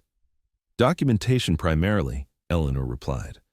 "Photographs, video footage of Maverick's recovery process, veterinary reports, trainers' logs. We'd compile it into a presentation that highlights both the damage caused by extreme training methods and the potential for rehabilitation when proper techniques are applied." "We wouldn't need to identify you by name if you prefer anonymity," Jessica assured him. though having a respected trainer like yourself associated with the case would add credibility. Jack glanced toward the barn where Maverick was enjoying his midday rest. I'd need to consult with my team, Dr. Wilson and Frank Reynolds. They've been integral to Maverick's recovery. Of course, Eleanor agreed. We'd want their input as well, particularly Dr. Wilson's medical assessments. She hesitated, then added, There's something else you should know, Mr. Cooper. Richard Thornton is scheduled to speak at the conference, a presentation on progressive training techniques for endurance horses. Her expression made it clear what she thought of Thornton's methods. Your case study would provide a powerful counterpoint. The information was surprising, but not shocking. Thornton had always been skilled at presenting himself as an innovator in the sport, regardless of the actual impact of his methods on the horses in his care. I'll need some time to think about this, Jack said finally, and to discuss it with the others. Eleanor nodded, rising from her chair. Of course. We'll be in town for a few days, meeting with other local trainers and advocates. Perhaps we could return the day after tomorrow for your decision. After the women departed, Jack called an impromptu meeting with Frank and Dr. Wilson, who arrived within the hour. They gathered in the Cooper kitchen where Jack explained Eleanor's proposal. Dr. Wilson was immediately supportive. The Equine Welfare Alliance has been at the forefront of pushing for evidence-based training standards, she said. Their involvement could give Maverick's case the attention it deserves in the right circles. Frank was more cautious. It's a double-edged sword, he warned. Yes, it could help protect Maverick from Thornton's influence, but it also puts a target on all of us. Thornton has powerful friends in the industry who won't appreciate being called out even indirectly. What about Maverick himself? Sarah Cooper interjected, surprising the others with her question. All this attention, all these strangers coming and going, how will it affect his recovery? It was a valid concern that Jack had been considering as well. Maverick's progress was steady but fragile. Disruptions to his routine exposure to unfamiliar people with cameras and equipment. These could potentially trigger setbacks. We'd need to set strict guidelines, Jack decided. Limited access controlled environments, no flash photography, and we maintain the right to stop immediately if Maverick shows signs of distress. That's reasonable, Dr. Wilson agreed. And to be fair, part of his rehabilitation should include gradual exposure to new people and situations. If managed carefully, this could actually be therapeutic. Frank still looked uncertain. Thornton won't take this lying down, he warned. He'll see it as a direct challenge. Maybe it's time someone challenged him, Jack replied, a steely determination in his voice. How many other horses have suffered under his methods? How many will continue to suffer if nothing changes? The question hung in the air, its weight palpable in the kitchen's sudden silence. Well, Frank said finally, a slow smile spreading across his weathered face. When you put it that way, guess we don't have much choice, do we? When Eleanor and Jessica returned 2 days later, Jack presented them with his conditions for participation in their campaign. To his relief, they were receptive to his concerns about Maverick's welfare and agreed to a gradual approach that would minimize stress for the recovering horse. We'll start with still photography and existing documentation, Eleanor suggested. Any video filming can wait until Maverick is more accustomed to the process. Over the next few weeks, Maverick's rehabilitation continued alongside the careful documentation of his progress. Jessica visited regularly, her camera capturing milestone moments, Maverick's first time wearing a full saddle, his introduction to the creek for water therapy, his increasingly confident interactions with unfamiliar handlers. Dr. Wilson contributed detailed medical reports and before and after assessments that painted a compelling picture of Maverick's physical recovery. Frank provided invaluable insights into the psychological aspects of rehabilitation, drawing on his decades of experience with traumatized horses. Throughout it all, Jack maintained his focus on Maverick's well-being. Each new step in their training program was taken only when the horse showed readiness, each exposure to outside elements carefully controlled to build confidence rather than trigger fear. By mid-August, nearly 4 months after Jack had brought Maverick home from the auction, they faced their most significant challenge yet. Eleanor had suggested that documenting Maverick's reaction to a training track, a controlled environment, similar to where he had experienced trauma, would powerfully demonstrate both the lasting impact of abuse and the potential for recovery. "We don't need him to run or even wear racing tack," she assured Jack. "Just seeing how he responds to the environment with you beside him offering support would be compelling footage for our presentation." Jack was hesitant. They had made remarkable progress with desensitization in familiar environments, but introducing Maverick to a setting so closely associated with his past suffering was risky. "I won't put him through that unless I'm convinced he's ready," Jack insisted. "Of course," Eleanor agreed. "You know him best. But consider this eventually for his recovery to be complete. Maverick will need to face these triggers in a controlled way. This could be that opportunity." After lengthy discussions with Frank and Dr. Wilson, Jack reluctantly agreed to a trial visit to a small private training track owned by a supporter of the Equine Welfare Alliance. They would bring Maverick to the facility early in the morning when no other horses were present, allow him to become accustomed to the surroundings at his own pace, and leave immediately if he showed signs of serious distress. The day of the track visit dawned clear and cool, ideal conditions for their sensitive mission. Jack had spent the previous evening with Maverick, talking softly to him as if the horse could understand the challenge that lay ahead. "Nothing bad will happen tomorrow," he promised, stroking Maverick's gleaming neck. "I'll be right beside you the whole time." The journey to the training facility was tense. Though Maverick had become comfortable with trailer travel for short distances around the farm, this was his first significant trip since his arrival at the Cooper farm. Jack rode in the trailer with him, a technically unsafe practice that he insisted upon to keep Maverick calm. When they arrived at the deserted training center, Jack led Maverick from the trailer with exquisite care, allowing him to take in his new surroundings gradually. Frank, Dr. Wilson, Eleanor, and Jessica maintained a respectful distance, aware that this moment belonged primarily to the horse and the young man who had committed himself to his recovery. Maverick emerged, blinking in the early morning light, his nostrils flaring as he caught the scent of the track, the distinctive mixture of sand, dirt, and crushed stone that lined the oval course.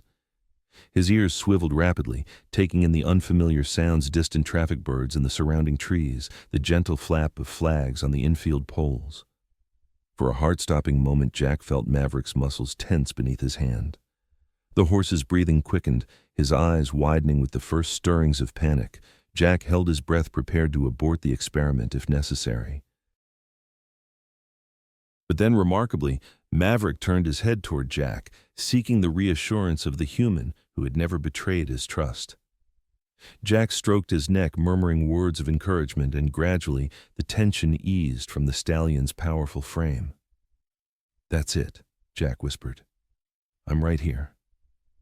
Slowly allowing Maverick to set the pace, Jack led him toward the edge of the track. They stopped several yards away, giving the horse time to process the sight and sense. Jessica's camera clicked softly in the background, capturing the moment with professional discretion. After several minutes of quiet observation, Maverick took a tentative step forward, then another, drawing closer to the track surface. Jack matched his movement, neither encouraging nor restraining, simply accompanying. When they reached the edge of the track, Maverick paused again. His ears flicked forward, then back, a sign of internal conflict. Jack waited patiently, respecting the horse's need to process the complex emotions this place evoked. Then, in a moment that none of the observers would ever forget, Maverick reached his muzzle toward the track surface, sniffing curiously at the ground where he had once been driven to collapse. After a thorough investigation, he raised his head and turned to Jack with an almost questioning expression. "It's up to you, buddy," Jack said softly. "Whatever you decide." Maverick stood motionless for another long moment. Then, with deliberate calm, he stepped onto the track surface, his hooves making a soft thudding sound on the carefully maintained footing. Jack moved with him, maintaining the connection between them, as Maverick took first one step, then another onto the ground that had once been associated with pain and fear. They walked slowly along the rail, Maverick's head held at a comfortable height, his ears moving occasionally but no longer pinned back in anxiety. With each step, the stallion seemed to grow more confident, as if reclaiming territory that had been lost to trauma.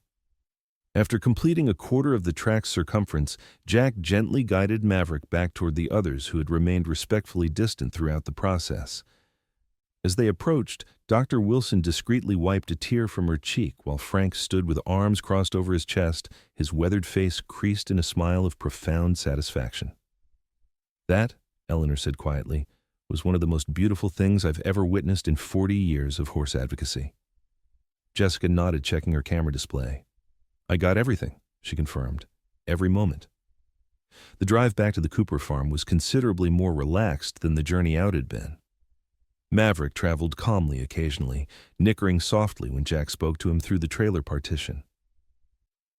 As they unloaded back at the farm, Jack was struck by the change in Maverick's demeanor. The horse moved with a new confidence, his head held higher, his steps more assured.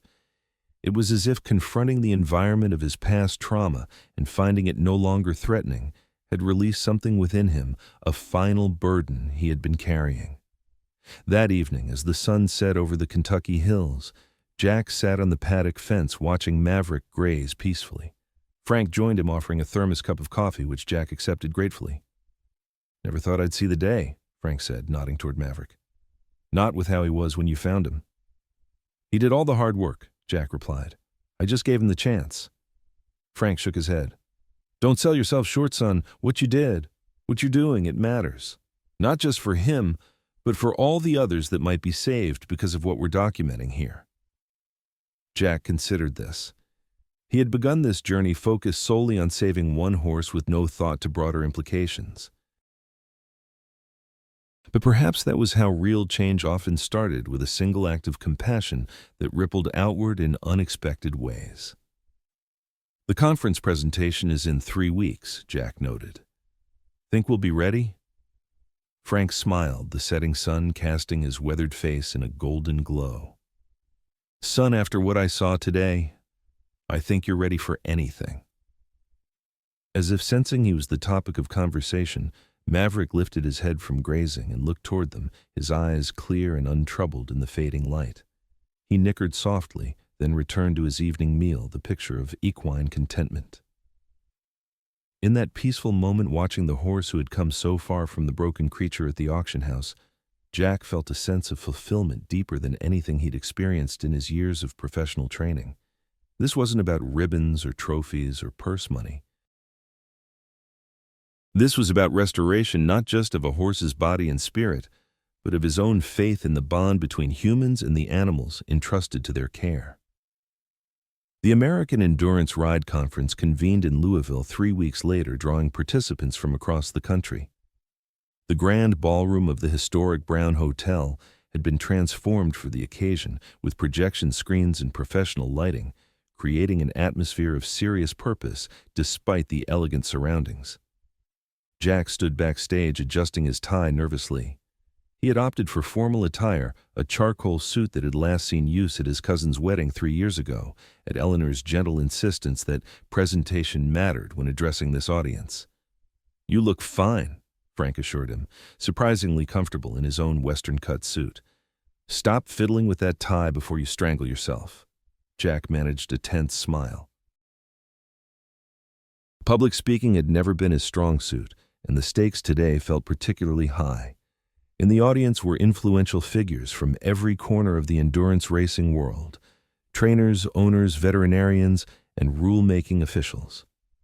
Somewhere among them, though Jack hadn't yet spotted him, was Richard Thornton, scheduled to present his progressive training techniques in the afternoon session. Eleanor appeared elegant in a navy blue dress, her silver hair swept into a sophisticated updo. 10 minutes, she informed them. The introductory remarks are almost finished. Dr. Wilson joined them, completing their presentation team. She had contributed significantly to the medical aspects of their case study, providing irrefutable evidence of Maverick's physical condition upon rescue and his subsequent recovery. "Any sign of Thornton?" Frank asked quietly. Eleanor nodded. "Front row, center section. Impossible to miss. He's the one with the perpetual scowl." Despite his nervousness, Jack felt a surge of determination. They had prepared meticulously for this moment, assembling a presentation that documented every aspect of Maverick's journey, from the terrified, emaciated horse at the auction to the confident, healthy animal he had become. Jessica had compiled their photographs and video footage into a powerful visual narrative, while Dr. Wilson had prepared medical charts and comparative analyses that demonstrated the physical transformation in undeniable terms. Frank had contributed invaluable insights into the psychological rehabilitation process, and Jack had recorded daily logs that tracked Maverick's progress through each milestone. Together, it told a story not just of one horse's recovery, but of the fundamental principles that should guide all equine training: patience, respect, understanding, and above all, recognition of each animal's individual nature and needs. When their names were announced, Jack took a deep breath and followed Eleanor onto the stage. The ballroom was packed, every seat filled with additional spectators standing along the walls. The bright lights made it difficult to see individual faces, but Jack could feel the weight of hundreds of eyes upon him. Eleanor began with a brief introduction outlining the Equine Welfare Alliance's mission and the purpose of their presentation.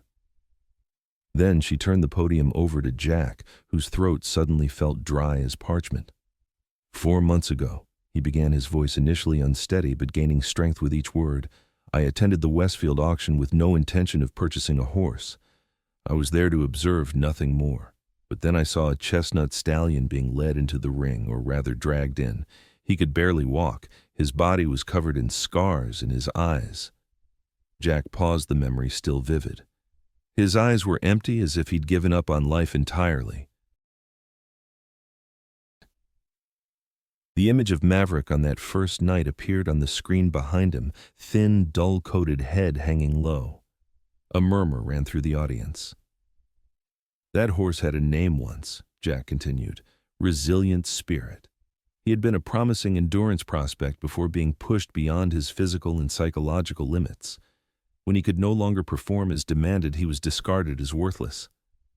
Jack was aware of movement in the front row, Thornton shifting uncomfortably in his seat, but he pressed on, focusing on the story that needed to be told. Today, that same horse has a new name, Maverick, and more importantly, he has a new life. The screen behind him changed to a recent photograph of Rejected Horse Rises Again. Part 3 continued. The screen behind him changed to a recent photograph of Maverick head, held high, coat gleaming in the sunshine, eyes bright with intelligence and trust as he stood beside Jack in the paddock. The transformation was so dramatic that several audience members gasped audibly. This is the same horse 4 months later, Jack continued. This presentation isn't about assigning blame or criticizing specific training methods. It's about demonstrating what's possible when we approach rehabilitation with patience, respect, and evidence-based techniques. For the next 40 minutes, Jack, Dr. Wilson, and Frank took turns presenting different aspects of Maverick's rehabilitation journey. Dr. Wilson detailed the medical challenges they'd faced, from Maverick's severe malnutrition and muscle atrophy to the tendon damage in his left foreleg that had initially seemed beyond repair. The physical injuries were significant, she explained, gesturing to detailed veterinary charts, but ultimately treatable with proper nutrition, controlled exercise, and time. The psychological trauma, however, presented the greater challenge. Frank stepped forward, then his decades of experience lending weight to his words as he described the painstaking process of rebuilding Maverick's trust. Horses don't forget, he told the audience. They carry their experiences, good and bad, in every fiber of their being. Our task wasn't to erase Maverick's past, but to help him move beyond it. The presentation continued with video footage of key moments in Maverick's recovery. His first tentative steps into the paddock, his gradually increasing confidence with handling, and most powerfully, his recent visit to the training track, where he had walked calmly alongside Jack on the very type of surface that had once been associated with his worst experiences. Throughout it all, Jack was acutely aware of Thornton's presence in the front row. The man sat rigid in his chair, his expression a carefully maintained mask of professional interest that failed to hide the anger in his eyes. As they neared the conclusion of their presentation, Eleanor rejoined them on stage. The Equine Welfare Alliance believes that Maverick's case, while remarkable, is not unique, she stated. Many horses in competitive disciplines face similar challenges when the pursuit of victory overshadows their well-being. What is unique here is the documented journey from trauma to recovery, a journey that offers valuable lessons for our entire community. She turned to Jack, inviting him to deliver the closing remarks they had carefully prepared. Maverick's story isn't just about rehabilitation, Jack said, his voice strong with conviction. It's about responsibility. As trainers, owners, and caretakers, we hold these animals' lives in our hands. They can't speak for themselves. They can't quit when conditions become abusive. They can only endure until they can't. He paused, his gaze sweeping across the audience. Endurance racing is a magnificent sport with a proud tradition. But that tradition is undermined when we prioritize results over welfare, when we push horses beyond their physical and psychological limits in pursuit of trophies and prize money. On the screen behind him appeared a final image, Maverick running freely in the Cooper Farm's largest pasture, his movement fluid and joyful, the very picture of equine health and happiness. This is what success looks like, Jack concluded. Not a ribbon or a trophy, but a horse who has rediscovered his spirit, who moves without pain and lives without fear. That should be the true measure of our achievement as horsemen and women. The audience's response was immediate and overwhelming. People rose to their feet, applause echoing through the ballroom. Jack glanced at Frank and Dr. Wilson, sharing a moment of stunned gratification before Eleanor ushered them toward the side of the stage for the Quanda portion of their session. As the applause subsided and audience members began approaching the microphones stationed in the aisles, Jack noticed Thornton rising from his seat and striding toward the exit, his presentation materials clutched tightly under his arm. Something in the man's rigid posture and furious expression sent a chill of apprehension through Jack. The first several questions were directed primarily to Dr. Wilson, focusing on the medical aspects of Maverick's rehabilitation. She answered with professional precision, emphasizing the importance of collaborative care between trainers and veterinarians. Then a distinguished-looking woman in riding attire approached the center microphone. "My question is for Mr. Cooper," she said. "I'm Victoria Langford, chair of the Competition Standards Committee. Your presentation was compelling, but I'm curious, what specific rule changes would you propose to prevent similar cases in the future?" Jack hadn't anticipated policy questions, but he answered honestly. "I believe mandatory rest periods between competitions would be a start. Independent veterinary assessments at checkpoints with the authority to withdraw horses showing signs of distress regardless of trainer objections. And perhaps most importantly, transparency in reporting injuries and breakdowns so patterns can be identified." Victoria nodded thoughtfully. "Those are reasonable suggestions that align with reforms our committee has been considering. Would you be willing to consult with us on implementing such changes?" The invitation caught Jack by surprise. "I'd be honored," he replied, aware that he was being drawn into a more public role than he had initially intended. As the Quanda continued, Frank leaned close to Jack's ear. "Thornton left in a hurry," he murmured. "That doesn't sit right with me." Jack nodded slightly, sharing Frank's concern. Thornton had been scheduled to present later that afternoon. His abrupt departure suggested he might have other plans. When the session finally concluded, Eleanor guided them through a crush of attendees eager to discuss the presentation further. Jack appreciated the positive response, but couldn't shake his unease about Thornton's departure. "I think I should head back to the farm," he told Eleanor as they made their way to the conference center's lobby. "Check on Maverick." Eleanor looked disappointed but understanding. "Of course. We can handle the networking reception without you. Will you return for tomorrow's sessions?" "I'll try," Jack promised, though his priority was clear. The drive from Louisville back to the Cooper farm took just over an hour, during which Jack's apprehension grew. He tried calling home several times, but reception was spotty on the rural roads, and his calls went unanswered. As he turned onto the gravel driveway leading to the farm, Jack's heart sank. A Millerville County Sheriff's Department cruiser was parked in front of the house alongside Thornton's black Cadillac. Jack parked hastily and sprinted toward the barn where he could see a small gathering of people, his parents Emma and two uniformed deputies standing with Thornton, who was gesturing emphatically toward Maverick's paddock. "What's going on?" Jack demanded as he approached. Robert Cooper turned to his son with evident relief.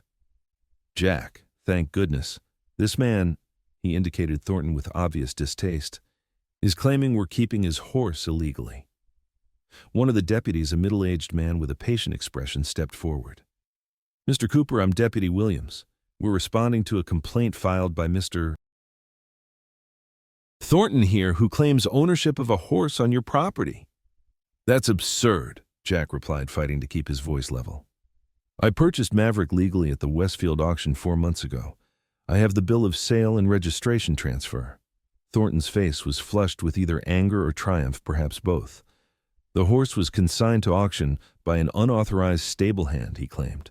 "I never intended to sell Resilient Spirit. He's a valuable breeding prospect, and I have the original registration papers to prove my ownership."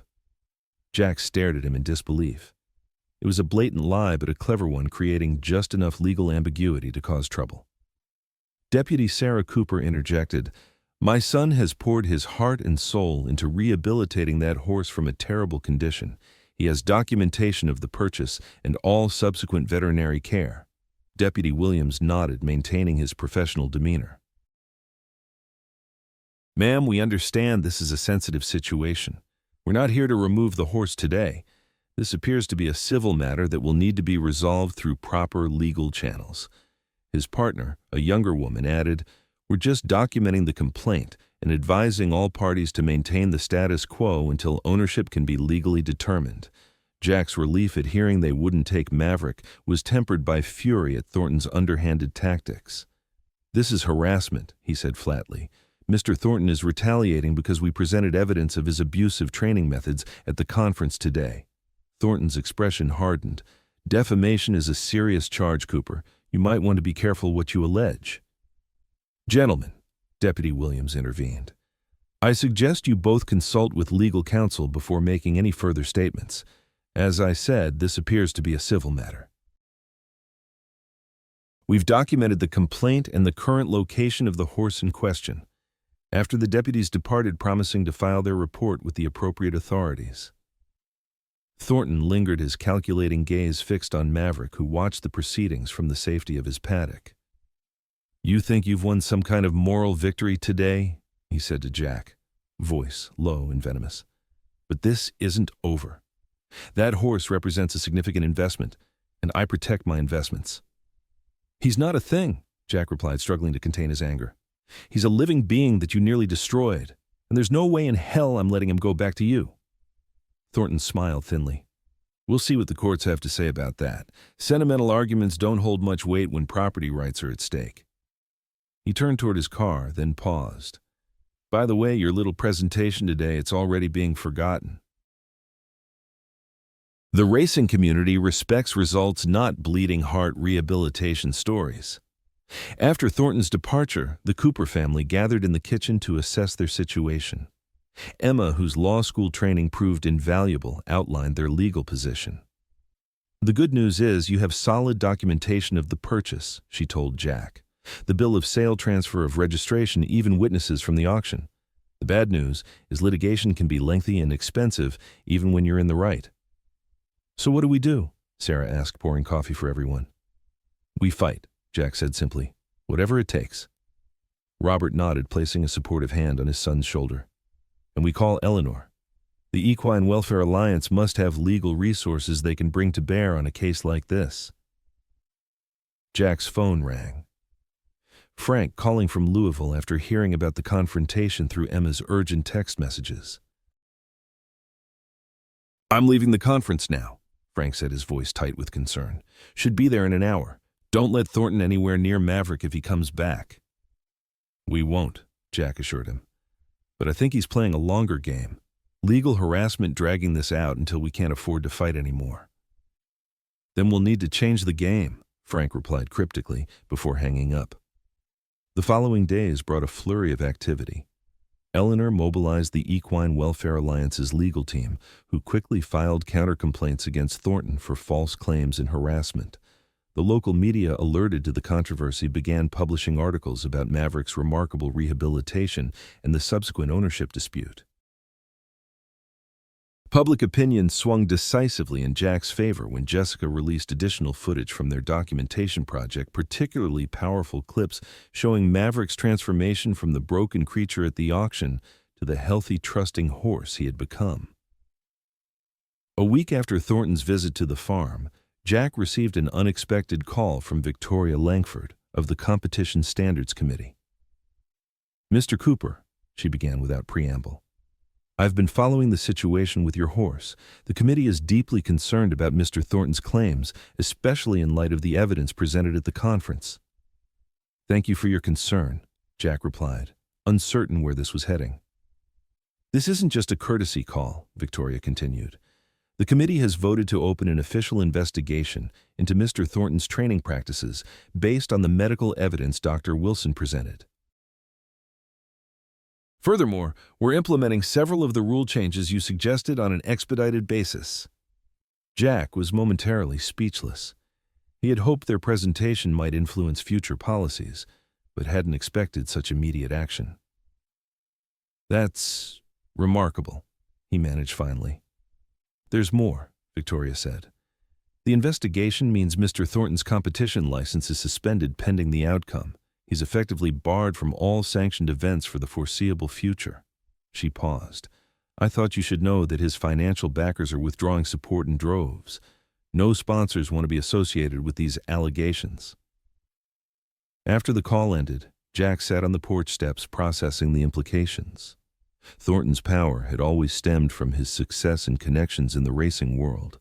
With his reputation damaged and financial support evaporating, his ability to pursue a prolonged legal battle over Maverick would be severely compromised. Frank found him there, offering a steaming mug of coffee as he settled beside Jack on the steps. "Heard about Thornton's suspension," the older man said. "Word travels fast in racing circles." Jack nodded. "Victoria Langford just called to tell me. Seems like our presentation had more impact than we realized." Frank smiled, the lines around his eyes crinkling with satisfaction. "Justice comes in unexpected form sometimes." He gestured toward the paddock where Maverick grazed peacefully in the afternoon sun. "How's our boy doing with all this commotion?" "Surprisingly well," Jack replied. "It's like he knows we're fighting for him." They sat in companionable silence, watching Maverick move with the fluid grace that had been restored through months of patient rehabilitation. "You know," Frank said finally, "when I first saw that horse at River Bend, I recognized something special in him. Not just athletic talent, but heart, the kind you can't train into them. It's born there or it isn't." He glanced at Jack. "Same thing I saw in you that day you showed up asking questions about him." Jack smiled, touched by the unexpected compliment. "High praise coming from you." "Just the truth," Frank replied with a shrug. "Some people are meant to find each other. You and Maverick, that's one of those pairings that makes an old horseman believe in something bigger than chance." 3 days later, Jack's phone rang while he was working with Maverick in the round pen. The caller ID showed Eleanor's number. "Jack," she said when he answered, her voice vibrating with suppressed excitement, "I've just heard from our legal team. Thornton is withdrawing his ownership claim." Jack nearly dropped the phone. "What? Why?" "The official reason is that pursuing the matter isn't worth his time and resources," Eleanor replied. "But unofficially, I think the combination of public pressure, financial losses, and the pending investigation made his position untenable." "So it's over?" Jack asked, hardly daring to believe it. "Not entirely," Eleanor cautioned. "We're insisting on formal documentation renouncing any future claims on Maverick. But yes, the immediate threat has passed." After hanging up, Jack leaned against the round pen fence, overwhelmed with relief. Maverick approached, nudging his shoulder gently as if sensing his emotions. "You're safe now, boy," Jack told him, stroking the white star on his forehead. "Really and truly safe." The weeks that followed brought a return to normalcy at the Cooper farm. Maverick's rehabilitation continued, each day bringing new progress as the horse reclaimed not just his physical abilities, but his natural joy and curiosity. Word of his remarkable recovery spread throughout the equestrian community, drawing occasional visitors, trainers, veterinarians, and welfare advocates eager to learn from their success. Jack welcomed them, recognizing that Maverick's story could help change practices and save other horses from similar suffering. On a crisp autumn morning, with leaves turning golden on the surrounding hills, Dr. Wilson conducted what had become a routine examination of Maverick in the paddock. "Well," she said, straightening from checking his once damaged leg, "I think it's official. He's fully recovered, physically speaking." Jack smiled, watching Maverick investigate Dr. Wilson's medical bag with typical curiosity. "And psychologically?" "I'm not sure horses ever completely forget trauma," she replied thoughtfully. "But they can move beyond it, learn to trust again, find joy in their lives." She gestured toward Maverick, who was now playfully tossing her stethoscope into the air. "I'd say he's done exactly that. So what next?" Jack asked. "For his future, I mean." Dr. Wilson considered the question. "That's up to you, isn't it? He's young, healthy, and intelligent. He could have many paths ahead of him." It was a question Jack had been contemplating for some time. Maverick's days as an endurance racer were rightfully over. His body had paid too high a price already for that particular career, but he was too vibrant, too capable to simply live out his days as a pasture ornament. The answer came a week later when Eleanor called with an unexpected proposal. "The Alliance is establishing a new program," she explained, "an educational initiative focused on ethical training methods and equine welfare. We need a flagship horse one with a compelling story that demonstrates both the cost of abusive practices and the potential for rehabilitation." "You want Maverick," Jack guessed. "We want both of you," Eleanor clarified. "Your partnership is what makes the story powerful. Trainers relate to you, Jack. You're not some distant academic or activist. You're one of them, showing a better way forward." The proposal was intriguing. It would involve travel to equine education events and demonstrations, sharing Maverick's story and the techniques that had facilitated his recovery. It wasn't a path Jack had ever envisioned for himself, but he couldn't deny the potential impact. "I'll need to think about it," he told Eleanor. "Discuss it with my family and Frank."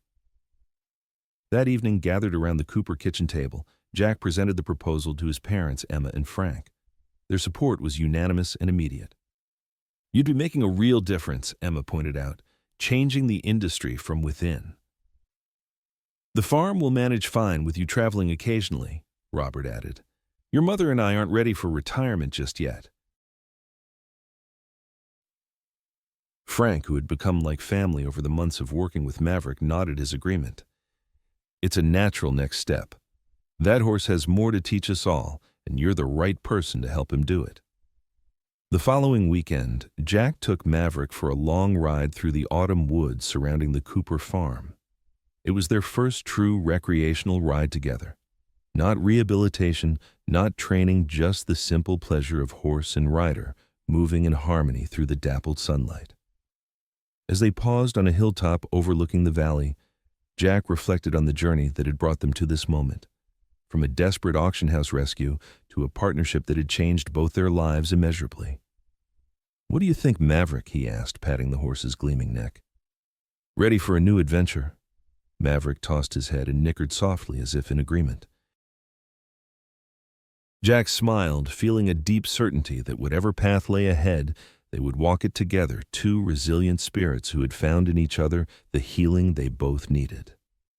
6 months later, Jack stood in the wings of an auditorium at a major equestrian expo, watching as Eleanor introduced him to a packed audience of trainers, owners, and enthusiasts. Beside him, Maverick waited, calmly accustomed now to crowds and presentations after a successful tour of educational events across the country. "Ready, partner?" Jack murmured, adjusting the simple halter that was the only equipment Maverick needed these days. The stallion nickered softly, nudging Jack's shoulder in what had become their private sign of trust and affection. Together, they walked into the spotlight, not as rescuer and rescued, but as equals on a shared mission.